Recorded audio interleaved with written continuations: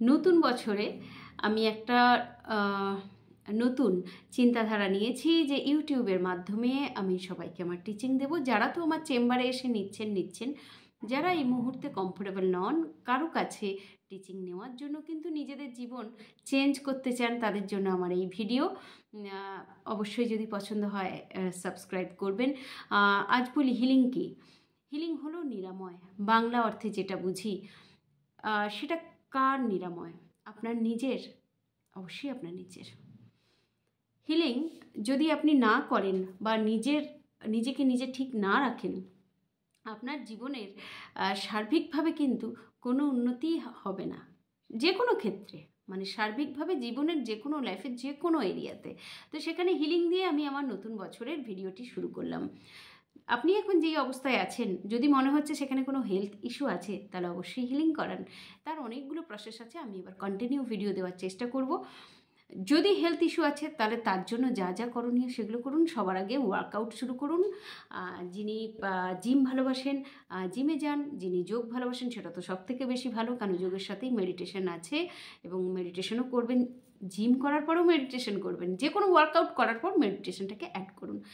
যোগ করলে একই সঙ্গে কিন্তু যোগাসন করার পর অরিজিনাল যোগা যেটা পিওর যোগা, তারপরে কিন্তু মেডিটেশন করানো হয়।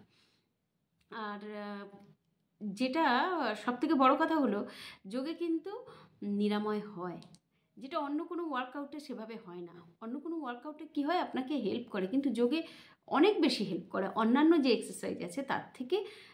যোগটা হলো ফিটনেস প্লাস আপনাকে আপনি একটা ট্রিটমেন্ট হিসেবে ধরতে পারেন। অন্যান্য ওয়ার্কআউট হলো যে আপনাকে কিছুটা হেল্প করে দিল।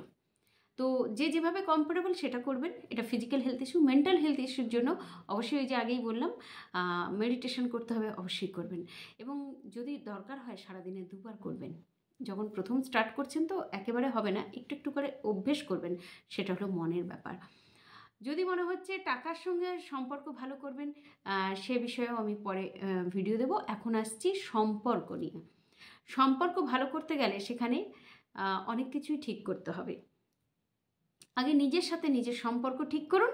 আর তাই জন্য নতুন বছরে আমি তো নিয়েছি একটা নতুন একটা পথ চলবো বলে ছোট ছোট বেবি স্টেপ নিয়েছি। যদিও আমি প্রতিনিয়ত যোগ করি এবং আমি একটা জিমের হেলথ কোচ, কিন্তু তার সত্ত্বেও আবার বলেছি নিজের জন্য অনেক সময় হয়ে ওঠে না প্রপার।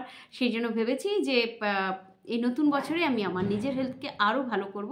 তাই আপনারাও কিন্তু আমার সাথে সাথে প্রতিজ্ঞা করুন, নিজের কাছে নিজের জন্য মেন্টাল হেলথ আর ফিজিক্যাল হেলথ ঠিক রাখবেন।